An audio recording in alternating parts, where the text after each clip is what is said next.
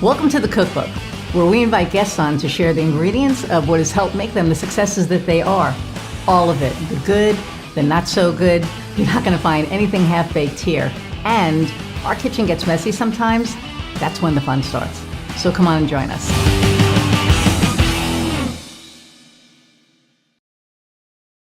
Okay, so hey, there are times when we all could use a little extra help and support in our lives. Whether there's something you're struggling with or just seeking connection with other people who understand what it's like to be in your situation, Anovia Behavioral Health can help. Anovia is a subscription-based organization that provides unlimited access to a wide variety of educational, experiential, and therapeutic support groups that are led by live expert facilitators. Now, you can get 20% off your membership with the discount code Cookbook20 when you subscribe. Check it out today at AnoviaBH.com. Anovia, feel better. Hey everybody, and welcome to another episode of The Cookbook. I'm Iris Goldfeder, your host, and I actually forgot to name my own podcast 2 seconds ago. So I know I always say I'm excited about my guests, right? But I am so excited about my guest today, Allison O'Brien. We've been talking for the last couple of months. We've become friends. What she does is so interesting. And we'll get into it. So I'm just going to read her bio and bring her on, but you're going to love her as much as I do. Okay, so Allison O'Brien is a facilitator and master trainer with Echo Listening Intelligence based in Boulder, Colorado. Since 2014, she has been helping to build a worldwide network of listening experts, certifying practitioners to deliver the Echo Listening Profile in 10 countries and across 4 continents. And I will tell you, I took one of the assessments and it was really interesting. Within a broad scope of work, executive leadership coaching, leadership training for new, emerging, and mid-level managers, workplace conflict resolution, and corporate communication training focused on listening. Allison uses 2 assessment tools, the Echo Listening Profile and the Conflict Dynamics Profile. Both instruments provide the crucial insights needed for shifting the way people receive information, share information, and manage their emotion in challenging situations. And it is really good because it when you take it, it makes you see things a little bit differently. And I'm going to encourage everybody to take it. So, a quote by Allison is, "My genuine interest in people and what makes us tick has paved the way for a career helping individuals and companies transform the way they do business through the standpoint of culture, communication, and mostly important, listening. Most importantly, listening. For decades, I've been intrigued by human interaction and the question of what is it that creates connection and how or why do we withdraw and disengage from each other? As I got deeper into my career and had many more interactions in business settings, the follow-up question became, how does the way we communicate impact how we work with others, lead, make difficult decisions collaboratively, and also show up for the people that we love?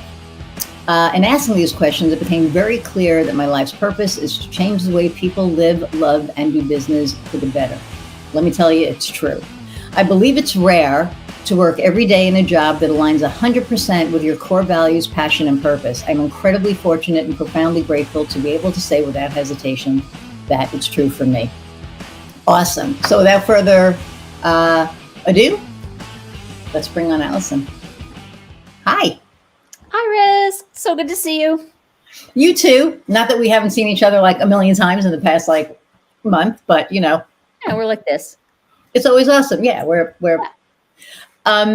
So it was so funny because when I just have to tell you, and the audience doesn't know this, but so I took the assessment, and it gave me an idea on how I listen, and so I said to Heather, my wife, last night, I said, so Allison and I were talking, and we think that you need to take the assessment too, because then we know how to listen to each other and communicate. And at first she laughed, and then she said, that's probably not a bad idea. So we'll have that. But we're going to do it. Totally. Because I told her that your husband listens the way that she does. And so, consumes the information. And I told, it's like, well, I heard what you said and I didn't think that it needed a response. It's like, yeah, but I need you to let me know that you hear me. And she just laughed. She's like, I know, I'm really bad at that. So yeah. So tell us about you. About me in general? Let's see. So I live outside of Boulder, Colorado. I have a couple of kids. I take parenting those two very seriously. They're old now, 22 and 17. And so they don't need as much parenting as they used to, but I'm still, in it. Let's see, I love my mountain bike. That's my passion outside of work. I am in my second marriage now. Definitely would not be married to who I am right now if I didn't do the work that I do, and we can get into that. But if I really didn't understand communication at the level that I do now, we wouldn't have made it through dating. Let's see, what else is there to tell you about me? What questions do you have? I think that's easier for me. Well, I guess I can ask questions. So, well, tell us about echo listening and what you do there and how that impacts the people that you work with. Yeah. So we are a workplace communication consulting firm. And so we do work with our own clients, but we also certify coaches, consultants, HR professionals, internal trainers, and L&D professionals to use our tool inside of their scope of work or within our intact training products and programs.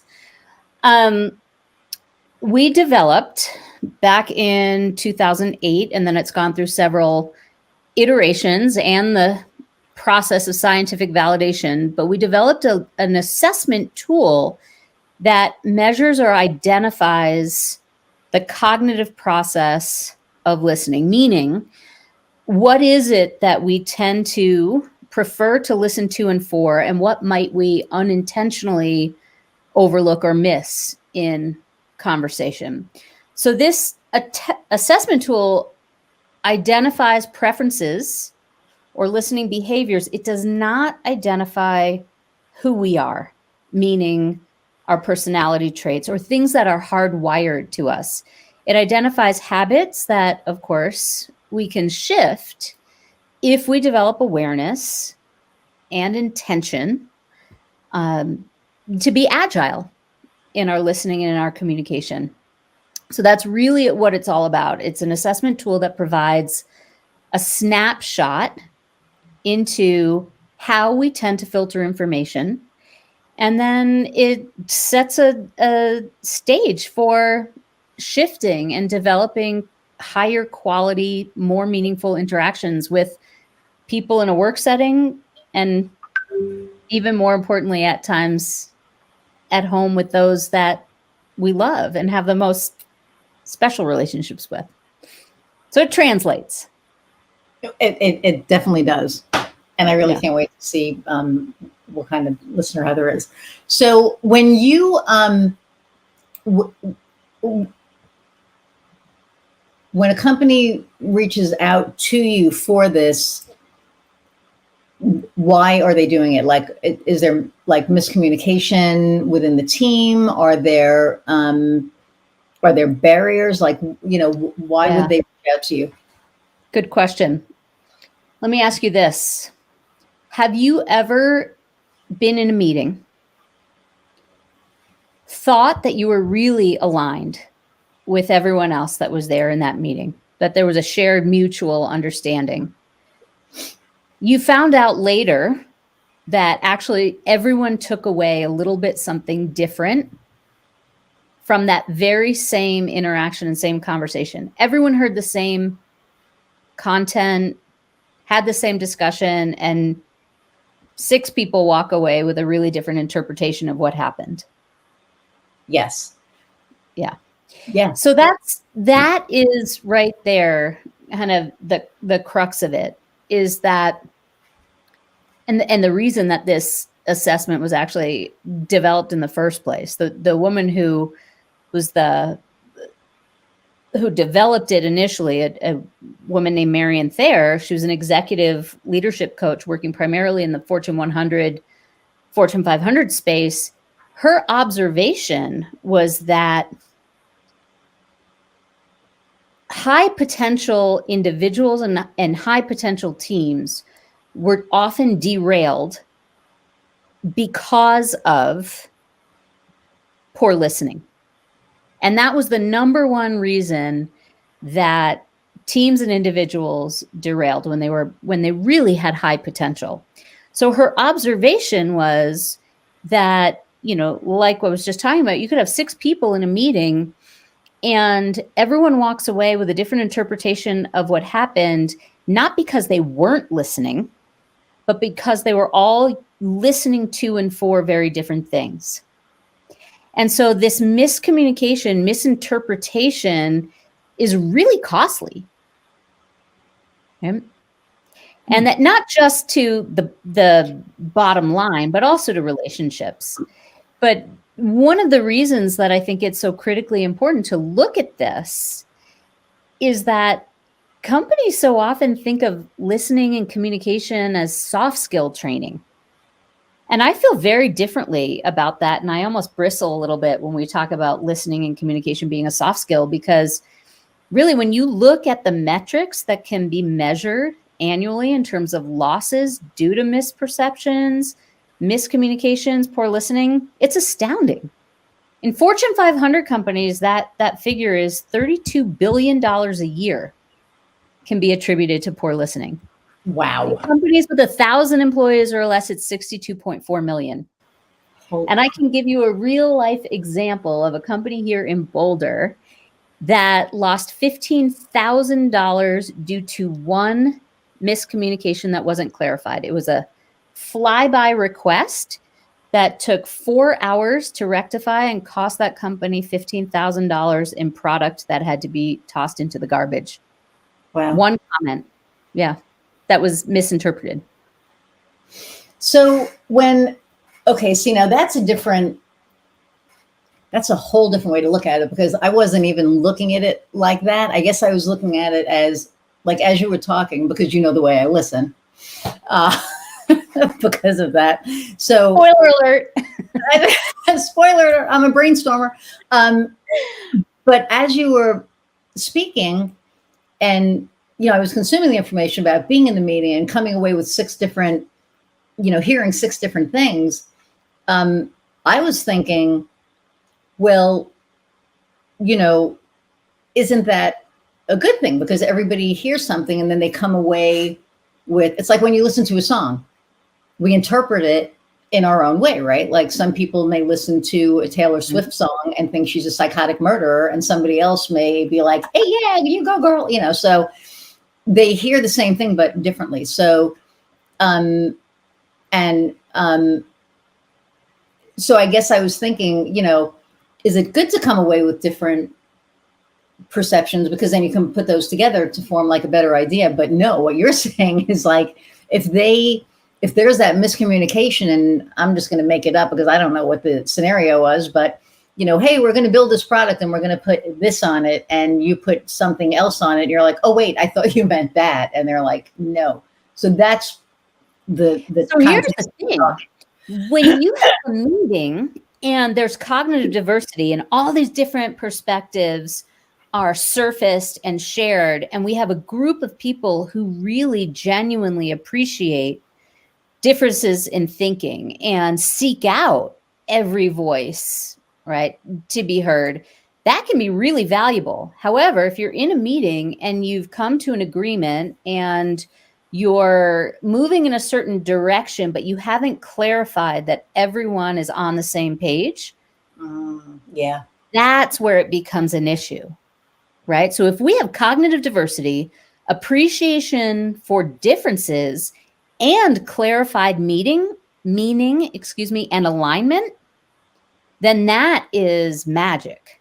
Wow. So one of the actual outcomes of doing this echo listening work inside of a team is that we do start to appreciate people that we work with, our colleagues, in a way that maybe we haven't previously, because we've created assumptions and opinions about them and what we observe in the way they communicate. And that gets in the way, those personality assumptions often get in the way of solving the real business problems. So this work really breaks down some of those assumptions and those myths that we've developed about the people that we work with. And so we start to actually seek out people who maybe we haven't before because they were more challenging for us to work with. It was hard to get on the same page with them because we didn't appreciate that diversity. That is so interesting. And the fact that it's all based on science. I mean, this isn't just like, so when somebody calls you in, is there, like, do they prospectively see a breakdown about to happen, or has the breakdown already occurred and you're brought in to kind of, remedy that? Yeah, that's such a good question. And it can kind of be all over the board. What I would say is typically people work with us because they do have either trust issues inside of their team. They have newer to mid-level managers who were incredibly successful individual contributors, and then they're moved or elevated into a leadership position, and they just don't have the communication skills, intuitively, that allow them to be really effective, trusted leaders. So that's one of the reasons that we're brought in. Again, there's a team that has personality issues getting in the way of solving their real business problems. So there's waste in their system. There's missed deadlines, wasted resources, conflict. Other times people call us in because they have a culture that's too nice, meaning they haven't established a psychological safety that allows for different perspectives and hole poking and leveraging different thinkers. Sometimes there's too much harmony that's preventing them from really innovating. Wow. So it's all over the board. Sometimes I get called in to work with partners who have started a business together, and they really struggle with decision making. And oftentimes what I find in those situations is their listening profiles are very different, which makes it really difficult to make decisions together if they don't know that about each other, because decision-making criteria is determined by how we think, what we care about, which is related to what we listen to and for, how we speak, what we speak about. So it's all over the board. I mean, I would say that, in any situation where we have to actually communicate with other people, pretty much everything, everywhere, all the time, it's the basic unit of work. That's where this stuff is really effective. Man, it's just like, it's so fascinating to me that, when I took the assessment, I was reading the questions, and, like with any assessment, right, it asks you the same question differently. But when I was done, it kind of made me look at the way that I listen. And I was telling Allison, I was in a meeting last week, this week, I don't remember. And I was talking, to this guy, and he's talking, and I was so focused on how I was listening that I didn't hear what he said. And, and I told him, I was like, I'm really sorry. I know this is going to sound crazy, but because everybody knows I'm 100% transparent, and yeah. So, but it was just like so funny because I was so focused on how I was listening. I was like, okay, how am I consuming this information? Am I consuming it this way? And all, I heard like the hum in the background, but not what he was saying. And so then I kind of corrected that just in general now, because I still find myself going, how am I listening? But so I know that you're not an entrepreneur, and your story is a lot different. The change that you made was because you were in a really high power, high paying job, and you quit because you were miserable. So talk about that a little bit. Yeah. I mean, I was incredibly successful. I made more money than I ever thought I would make. I had an incredible sphere. I didn't have to do any marketing or real selling. I had a constant influx of clients, and I was emotionally, spiritually barren. I was exhausted. I was so stressed out that I truly believed that if I didn't make a change, I would get cancer. I knew it without, any doubt or hesitation. I believed that I would get cancer if I didn't change. And so in that realization, of course, I started thinking about, well, what's next? What am I capable of? What am I credible enough for? Who would ever hire me given my background? And I was thinking through that lens of what job do I want? What could I be hired for, and what could I produce? And just kept coming up empty. I had no passion at the time. Like I said, I mean, I was vibrating kind of just below the surface and just hanging on, and why cancer? Like, why not, like, I could get sick? Why was it specifically? Because you were very specific about cancer. So what? I'm just curious about, and I've been curious about that and been meaning to ask you that. Yeah. I mean, it's a good question. And frankly, I haven't really thought about before until you just asked this. Why was it cancer? I think it was I think if I'm really going to think about it, that it's kind of that insidious shift almost that happens at the cellular level. And at times it's happening, it's in there, it's in your body. You don't even know it's there until it's too late.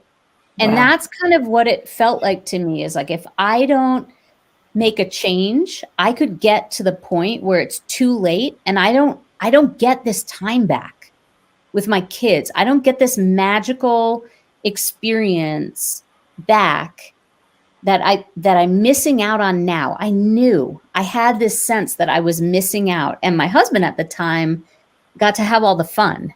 He had a job that was very compartmentalized. He was either on duty as a firefighter paramedic and away from home, or he was home and 100% fully present. He had all this time to spend fully present with our kids and do fun stuff. And even when I wasn't working, I was still completely lacking presence and stressed out and pulled somewhere else. So I think that the cancer thing, and why cancer is just that. It's like, when you get it, sometimes it's at the point at which it's too late. And so I had this feeling like, if I don't make a change right now, and 5 years from now, I look back and I remember this moment right now, feeling the way I do. And if I haven't done anything, shame on me. And almost this feeling of like, you would deserve it. If you had this writing on the wall that you saw and you did nothing about it, shame on you. Wow. That's freaking heavy. I mean, that's intense. Super intense. Yeah. It was terrifying because I really did not believe that, and didn't know what I wanted. So I knew I wanted to make a change, but didn't know what I wanted. It was like, I couldn't even think of, if I went back to school, what would I study? But I was sitting on my front porch on my wicker cushioned chair, talking on the phone to a friend. And I can picture it in the place and time and the feeling. And I remember talking to her and saying, I know I need to make a change. This is not sustainable. I really feel like I'm going to get sick. And I said, but I don't know what to do. And I said, the only thing I really know to be true is that at my core, I'm a teacher.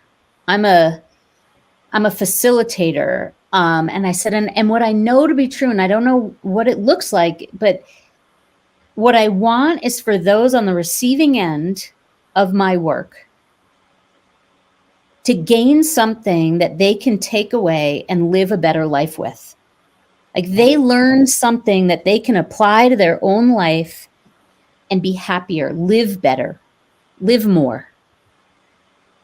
And so that was the only thing I knew. And I put it out there to the universe.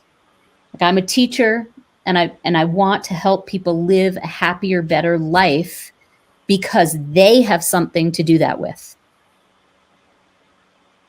Wow. Yeah. And here you are. And here I am. So now, was your next step to Echo, or was there like a little in between? Yeah, the next step was to Echo, and it's kind of funny how that happened. Yeah, you know, I talk a lot about when we get really clear and when we articulate something to the universe. This is where my Boulder woo-woo is going to come out, but I'm going to try and control it a little bit. I love woo-woo, so I'm woo-woo. Yeah. But so here's what I really truly believe. And I use this Jedi mind trick to, land my current husband. But what I believe is when you get really clear and you speak it so that others hear it and you speak it out loud, not just think it, I really do believe that, the universe hears you and says, oh, okay, well, now I can give it to you. Now I can provide it to you because you made it clear. So here you go. So I think it was maybe a week or 10 days after I said that on the phone, sitting on the porch, that I was at an event with this friend of mine who is the owner of Echo Listening Intelligence. And she had started the company about a year earlier. And she came from the corporate communication boutique consulting world. The company that she previously worked for worked inside of Fortune 500 companies, primarily HP, Coca-Cola, et cetera. And she started her own business to work with smaller companies doing different things in the world and doing good in the world. So she had started the business about a year earlier. And we were at this event and she said to me, Allison, I'm at the point where I really need to hire someone part-time to help me. And she said, man, I would love for it to be you. But I know you'd never do it because of the money. I can barely pay anything. There's no way you would do it. And of course, my ears perked up and I had no idea how bad the money was that she was talking about initially. But, I was hopeful. So I said, well, what are you talking about in terms of money? And she told me, and truly, if I had been drinking something, I would have spit it out laughing. And I said, yeah, you're right. There's no way that I could do that. And we went about the evening and then, we wrapped up and I was driving home and I thought about it again and I burst into tears. Truly. I can see where I was driving east on Arapahoe Avenue outside of Boulder, heading east. And I can tell you exactly where I was when I started crying. And I was just overwhelmed with this feeling of that's what I want. And the only reason that I'm not doing it is because of money and the fear that had, wrapped up in money. And so crying, and then thought of this book that I had read a couple of years earlier. And one page in this book called The War of Art. And the book, this one page is about resistance. So what is it that prevents us from doing that thing or taking that step that we really want to take, but we're not? So what is that? And the gist of what it said in this page, in this paragraph, was the root of all resistance is fear. So when you're paralyzed by fear, it means it's an endeavor you have to take for the growth of your soul. Wow. So I'm crying, I think of that, and I'm paralyzed. and I drive home and I tell my husband at the time, I'm going to quit my job and I'm going to go to work with Dana. And I shit you not, I went from making, just shy of probably 200,000 a year, upwards of, 160, 170 generally, to making $800 every 2 weeks. So did your husband That's in? So did your husband freak? Was he like, holy shit, there's no money coming in now? Or did he, how did that, I mean, I know he's your ex now, but Yeah. So, I mean, supportive, but I think also at the same time a little scared. But I think he saw, that I was on my very last nerve at the it wasn't sustainable for me where we were at that point. So yeah, I mean, there wasn't a battle around it by any means. So you left your job. No, I think that we both thought that I would be immediately successful, as I had been in every single job I had ever taken or any new role from my first job at 14 years old. I mean, I had never had an experience in my professional life or career where I hadn't taken on a new role or a new career and hadn't just killed it from the get-go. And so I think the expectation was, right, I'm going to nail it. Immediately, it's, this is just a very, very temporary decrease in income.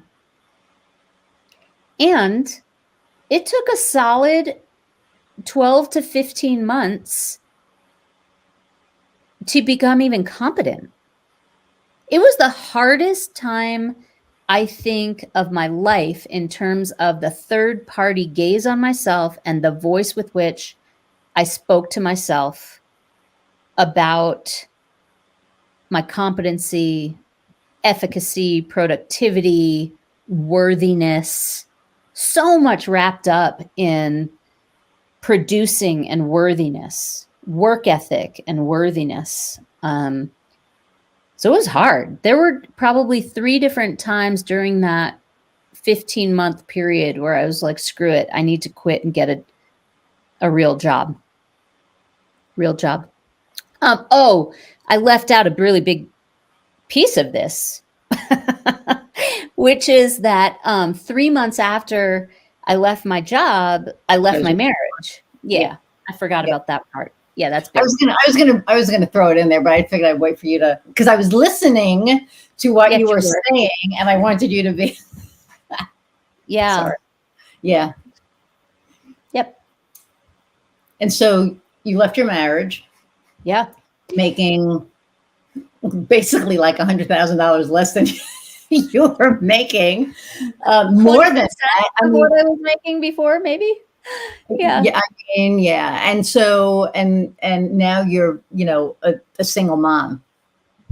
Like, holy shit. That's just, wow. But do you want to hear something crazy? Because how I was talking about presence and lacking presence and really being very aware of the fact that I couldn't be there for my kids when I was as stressed as I was. What's really funny is, my entire career I've worked from home. So I had, the luxury of being able to drop my kids at school and pick them up from school during my work day, despite the stress and the overwhelm that I was in the midst of all the time.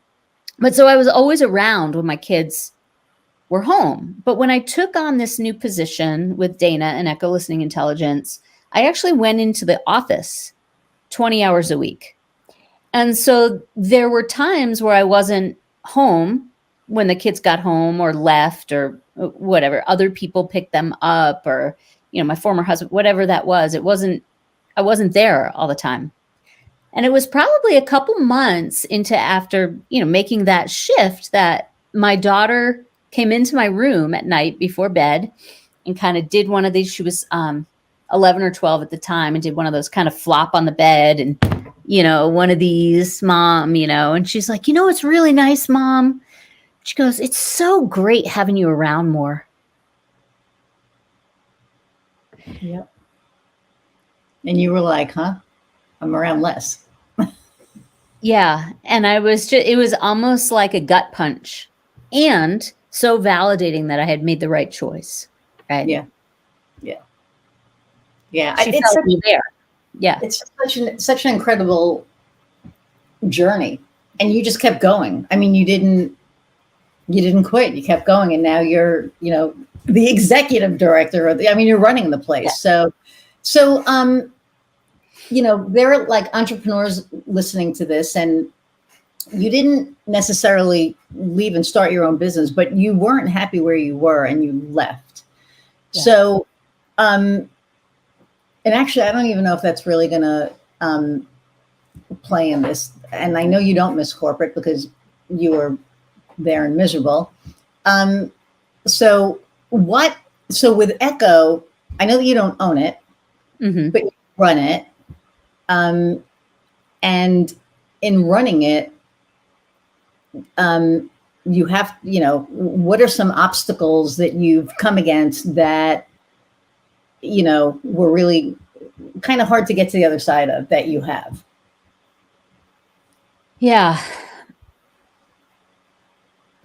That's a good question. In the beginning, when I made the shift, the biggest obstacle was just depth of knowledge. And I wasn't a subject matter expert. And it wasn't even that I had imposter syndrome. It truly was that I wasn't an expert. I wasn't really competent initially. So in order to get where I am now, there was just an investment of time and learning and education to kind of set myself up for the success that I have now. So that was a huge obstacle, is just having time to learn, to integrate, to visceralize. And I would say, really practice the work. If you do any kind of coaching, consulting, teaching, training of anything where you're providing this depth of knowledge to someone else, I think you have to live it, breathe it. It has to become cellular for you in order to be really an expert in delivering it in a way that it lands and makes a difference. So I would say that 12 to 15 months of leaving a marriage and going through a divorce process, mind you, with no lawyers or mediators involved, because I use this work to get through all of that negotiation and difference of perspective. And really, I walked the talk, and Wow. It was not easy. And it's something that I'm most proud of, really, is, I think if someone said, like, of course my kids, but also I would say, like, yeah, I had the best divorce anyone could ever have. Like, I killed it. I rocked that shit. Right? You listen, right? You listen. You listened with a different, and it's so funny because, and not funny when divorce happens, but again, people hear what they hear, yeah. Right? And if it especially in that kind of a intensely charged, emotional, personal thing, you're saying one thing, he's probably hearing something else. He's saying one thing, you're hearing exactly what he's saying because you're really good at listening now.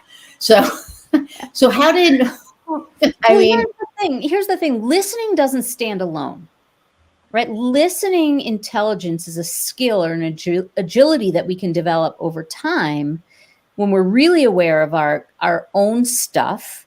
We're really genuinely interested in recognizing what's important to someone else.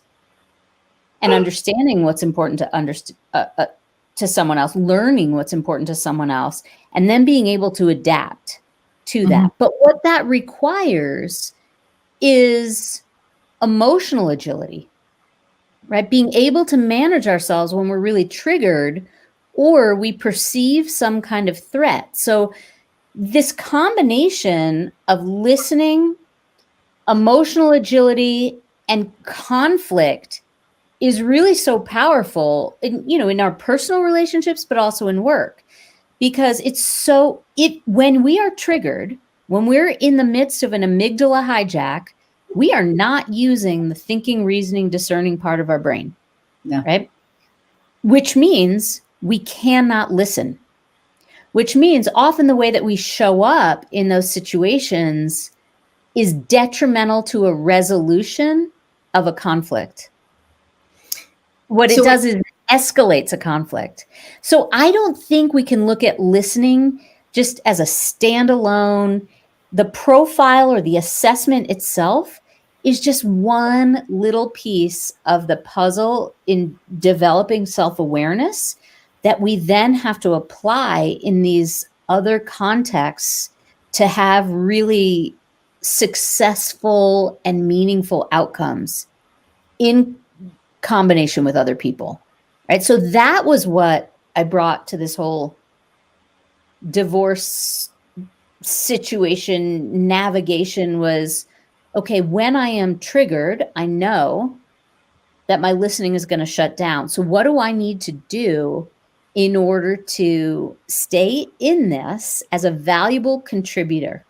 So my kind of go-to question for myself when I thought he was talking crazy, right? My go-to question to myself is, what am I missing? What do I need to know or learn that I don't know right now? So it got me into this mode of authentic curiosity of what was at stake for him in that. So it allowed me to ask an open-ended question to gain more information, not necessarily to agree, but to understand, to better then be able to make some sort of, or have some sort of informed response. Does that make sense? Yeah, no, it does. What I find interesting is that self-awareness, because a lot of people would pretty much be like, you want what? Fuck you. I mean, it would be a trigger, and it would be an automatic, Michelle, take a sip of wine. It would be like, I know she's laughing right now. She's driving or doing something going, really? But because when you're in that, again, emotionally charged situation, for you to be able to be that self-aware of the fact that, they're thinking or feeling something else and you want to be in touch, that's amazing, because I don't know how many people could do that. And which is why, the lawyers do it, right? But to me, that is a level of self-awareness that people just, they don't come by it easily. And that's here's where I think it comes from. It's, what do we really want the outcome to be?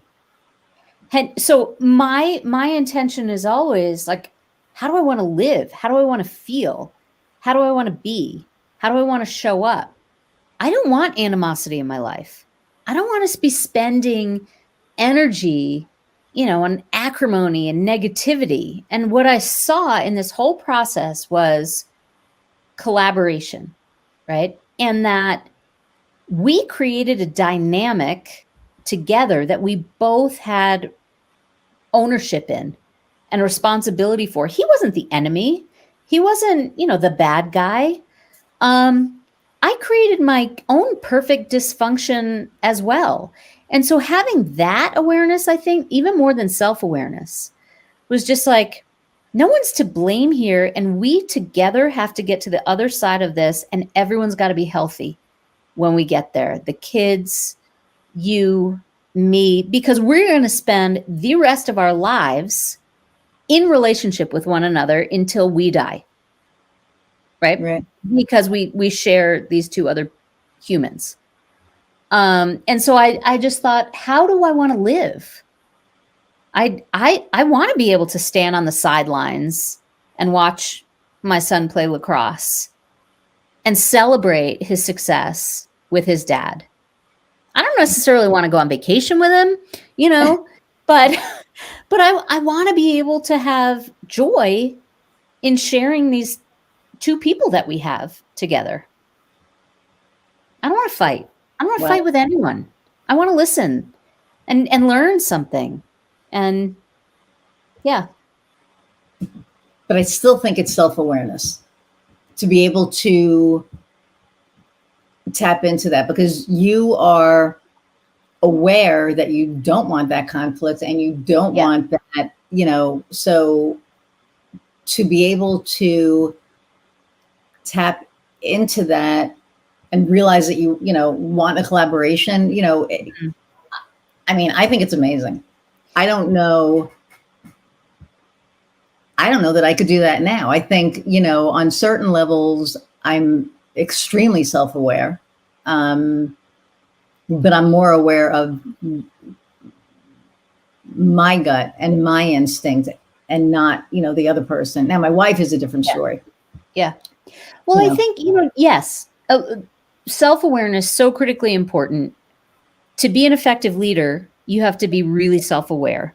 But I think in addition to that, you have to be really committed to showing up in a way that you can be trusted and perceived as someone with control and with emotional agility, right? Just self-awareness alone.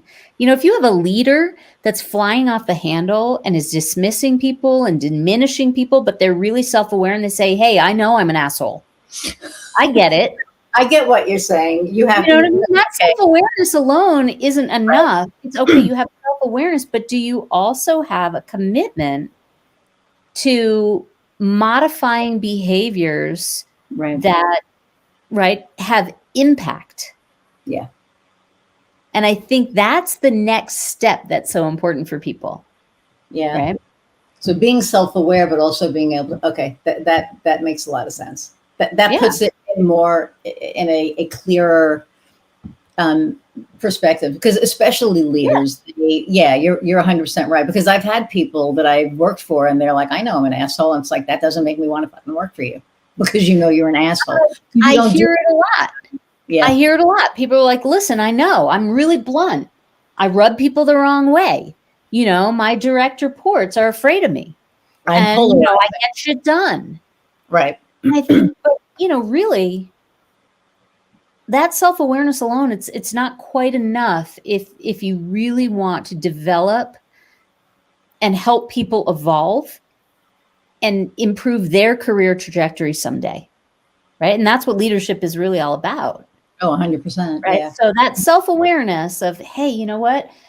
I know I rub people the wrong way. I know that I can ask questions that people feel challenge their credibility when really I'm getting at the information and it's not about them as a person. Like, I know that I do that. So what I'm really trying to do is change the way that I ask questions to develop more insight through open-ended questions. Now that is self-awareness and behavior modification based on, you know, what we learn and what we know. And that's really effective leadership. That's what I'm out to achieve with the work. I love the combination. So are there other companies like Echo out there, or are you the only one? We are the only company that has a scientifically validated assessment tool that identifies habitual listening preferences, or the cognitive process of listening. There's no one else doing this work with a tool like this. So yeah, we're mavericks, so to speak. No kidding. That's your differentiator. So how did this come about? Like, how did Dana go, I want to do this listening thing, and, kind of figure out a way to, get people to learn to listen? Oh, that's a great question, because really where she came from was the speaking side of communication. So she worked for a company that went in and helped very large companies. Like I said, our Fortune 500s, our HPs, our Coca-Colas. She helped them develop their speaking skills. She met this woman, Marion Thayer, who had a company called Listening Impact at the time, and was the original developer of the tool. At that time, it was called Hear Your Listening Portfolio. It was not scientifically validated, and it was developed with psychometricians and psychobehavioralists, and it really did prove her theory, but there wasn't science behind it. Dana, from the speaking side of communication, was blown away by Marion's work in listening, and they developed a partnership. A couple of years later, I think it was back in probably 2014-ish, Dana bought Marion out of the business and took the assessment. At the time, I was involved with the company. We took the assessment through that rigorous process of validation. The results were then published in a peer-reviewed paper in the International Journal of Listening. So that's kind of where it started, was that, coming from this place, and where many people come from, right, which is speaking. When I go into a group or do a keynote, a large talk, and I ask people to raise their hand, how many people in the room have had formal instruction on speaking? And 90% of the hands go up. Okay, great. How many of you have had any kind of formal training in listening? And if I'm lucky, 1 to 3 hands go up in the room. It just is not part of training and development curriculum inside of companies or organizations. Mm-hmm. Right? And it should be in sales corporations, because holy crap, and we talked about this when I was, and I don't do sales for a living. I have my marketing agency, but I do have to speak with people. And when they speak, I do have to listen. But when I listen, like what happened with the kennel, they were talking and they were telling me about what they did. And as they're talking and I'm looking around, I'm like, this is a community. Because that's how I think, because it's conceptual and, all the other things. And I think that if people that were in sales actually listened, I'm not going to say properly, but they listened to listen and not listen and, waited to talk. Because a lot of salespeople listen to talk. Like, they don't even really listen. They're like, okay, here's my spiel. Because they do it to me. And that's conversational muscle memory, right? That's what I call it, conversational muscle memory. We are taught to have an answer, to respond, right? To be smart, to be an expert. And we think that we have to problem solve and have a solution right away. Right. And that's how I'm wired. I'm always trying to troubleshoot. And, you have a problem? I'll solve it. We'll figure it out. We'll get this done. Well, like I said, I've been more cognizant now. So I think I'm starting to listen a little bit differently, which is kind of funny, because I never thought about it. And now even now, like listening, to you speak, and how I'm consuming it, I'm sure that, the audience is hearing probably something else than, what I'm hearing at this point. Which is, it kind of, it boggles my mind, I think, on some level, because how we perceive things, differently. So I have like so many questions. So we know your differentiator is that there's nobody out there doing it like this, where it's science. So how did the scientific piece come in? Like, did she just say, okay, we're going to go and we're going to get this certified? Or was this like, we are actually going to put a science behind this so that this is science-based? Yes and yes. So in the assessment space, inside of corporate training and L&D, no one is going to purchase your product unless there's science behind it. So, in order to make the assessment tool really marketable and, revenue generating, we really felt a strong need to undergo that process of scientific validation. Did the assessment itself change much during that process based on what we learned through that research? No. Every now and then, we had to change a word or two in a question, but it didn't really change the outcome, which was the proof that it is valid and that there is evidence for validity in terms of face validity and content validity and construct. So I think that may or may not satisfy your question, but did we have to do that? No. Did we need to do that? Yes. Yeah, no, I get what you're saying. Because it's true, when science is behind something, people are a lot more, I think, apt to be like, oh, okay, this isn't just like a like fly by night idea. There's actual, science backing this. For those of us who believe in science. Sorry, I had to. You and I are talking about the assessment from this place of curse of knowledge, I think. Whereas a lot of your listeners have no idea what we're talking about, because you've seen the model, you understand the model, which is based on, there are 4 main quadrants or main habits in listening that were identified in the research and the development of the tool.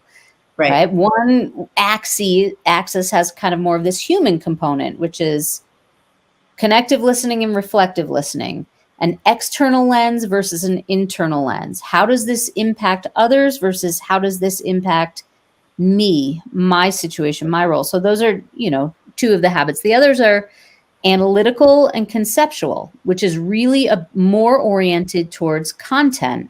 What is versus what could be. So what is accurate and validated and proven and trustworthy versus what's inspired by this? What is possible? Potentiality. So we've got these 4 habits in listening that we can either be single dominant in, or we can be a combination, dual, triple, sometimes even non-dominant. But that's really the model, is that the assessment identifies the type of information that we prefer to listen to and for, meaning it's easiest for us. It's most comfortable. It's most engaging. And then, of course, there's content or people that we might be in communication with that's more challenging for us to be in communication with. Yes. Right. And so knowing that about ourselves is important. Right. So talk about it from not our point of view. Talk about it from somebody, brand new, because like you said, people, so, for an example, you could be in a meeting and somebody's droning on, and this is for the audience, right? They're droning on, and you are checked out. Yeah. You are checked out because, that's not, whatever they're saying isn't engaging to you. And so you are not listening with not the right ears, but how would you, well, explain. I think that often we put the pressure on others to engage us, right? So if they're speaking about something that doesn't engage us, we almost blame them. So with Echo and the work that we do, we really encourage folks to own it, right? If I'm not engaged in what someone else is speaking about, I need to acknowledge I'm distracted, I'm impatient, whatever that is. And I need to take it upon myself to shift and attempt to listen to learn. And what that means often is re-engaging with a question or an open-ended question that will allow me to be more interested in what is spoken, because this is brain science. When we are interested in something, we are less distracted. Oh, yeah. Right? Yeah. So if I can ask a question from genuine curiosity about something that I want to learn or know, or some information that I want to obtain, it's much more likely that I'll be able to engage. Here's a flip side to that. If I am speaking and I'm really aware of my audience, then hopefully I'm going to shift the way that I deliver my message based on what I observe they need, based on the statements they make, based on their language choices, based on the questions that they're asking me. I can pick up cues and clues as to what type of listener someone is, often by the types of statements and the questions that they ask. If I'm willing to do that, if I'm willing to slow down and pause and be aware, I can begin to shift my message and craft my message so that I know that it lands for them. That's where this stuff gets really, really valuable in sales, right? If I'm a sales professional and I tend to just pitch, right, or I rely entirely on rapport, I might be completely missing the mark. What I need to do is ask open-ended questions, listen to their word choices, and that will give me a sense of what's important to them, so that when I share, I'm speaking directly into what's easiest for them to listen to and for, and what they care about. And how respectful is that, instead of just droning on with a pitch? Extremely. And I think that's what people need. So any sales companies out there that are listening, or really any companies that, that are listening, that was an accident, but, that are tuning in, how's that? Well, same thing, listening, either way. Definitely reach out to you, because I think it's so interesting. And from having, taken the assessment, I kind of like chuckled at the end, because I know I'm a brainstormer. And when it came up brainstormer, I was like, oh. And then when I read it, I was like, oh, so it made me but it made me aware. And I thought that was cool. Like it, I've never thought of it before. So you are the perfect, you are the poster child of what we're out to achieve with this, right? Because the profile itself isn't the end all be all. What we want people to walk away with is this greater presence and self-awareness. So in communication right now, where am I at?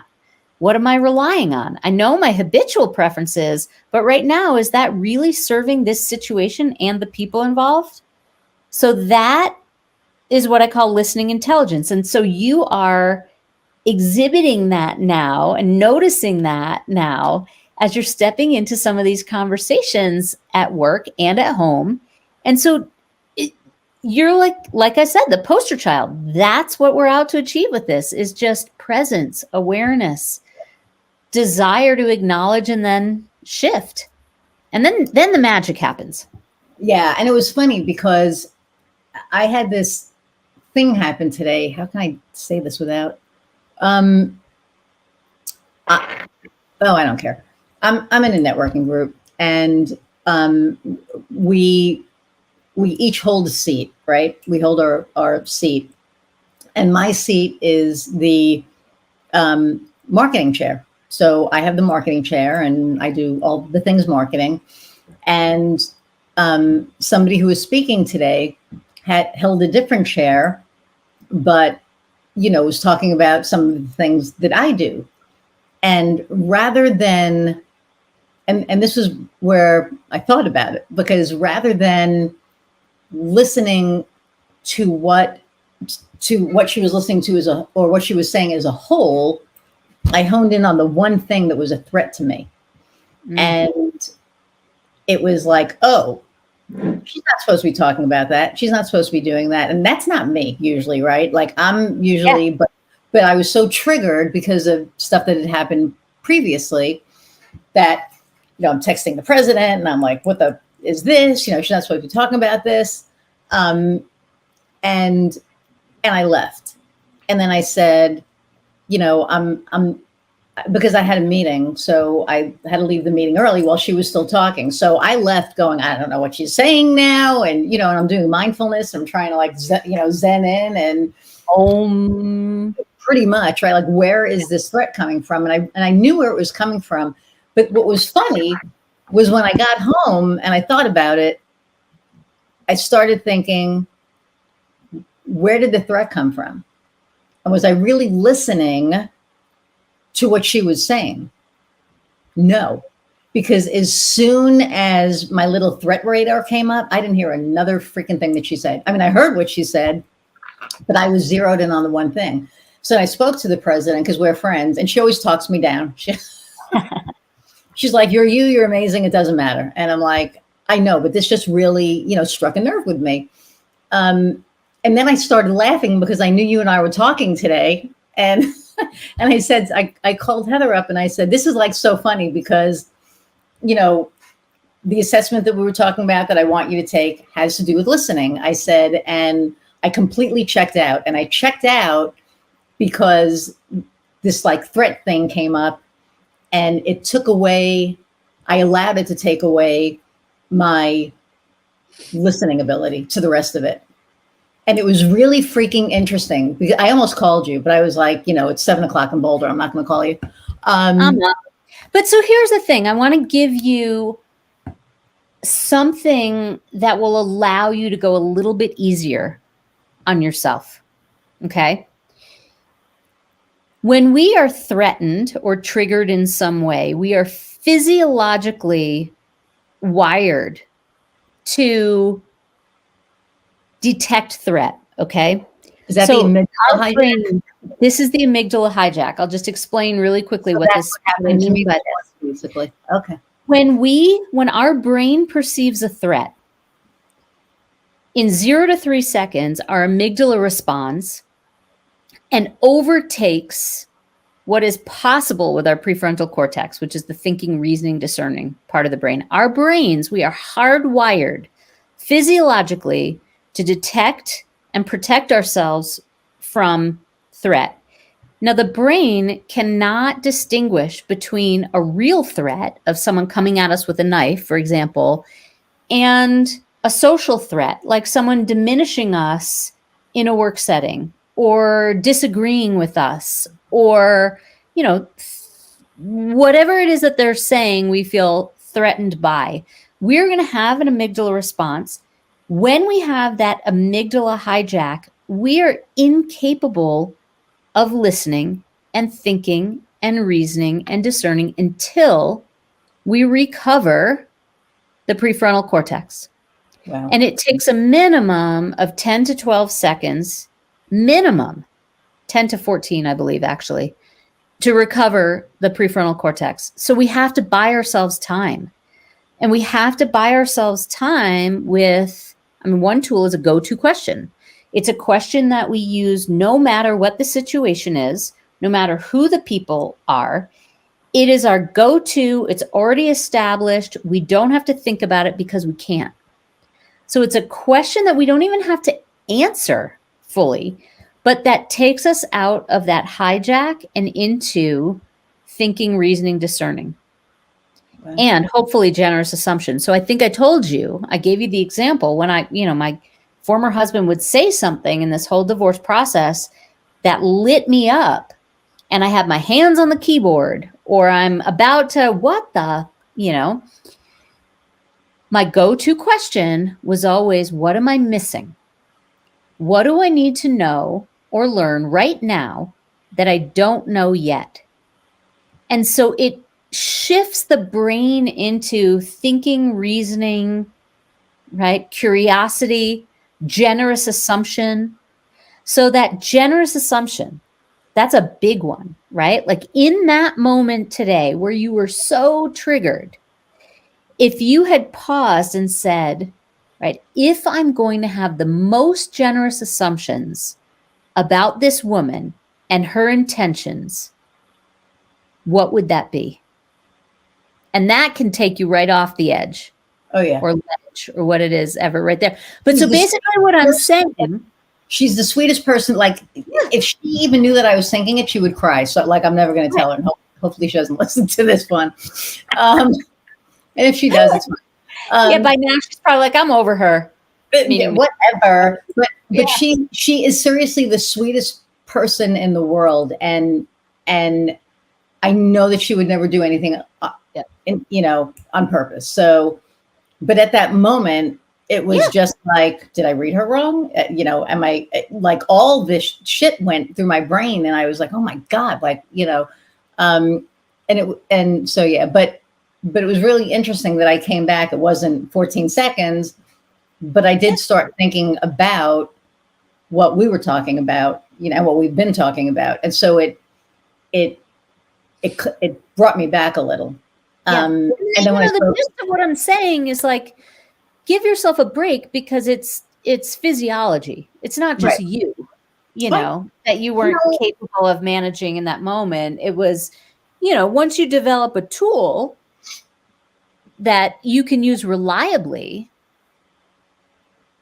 to manage that amygdala, then, golden. So I want to thank you so much for taking time. We're I told you we'd go over an hour. I knew we were going to go over an hour. For taking the time out of your day to talk to me and my audience.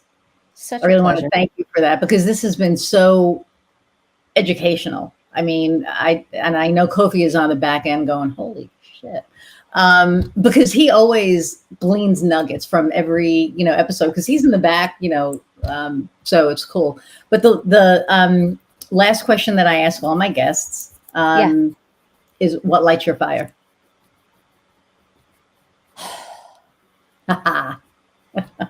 Okay, this is going to fear to some extent.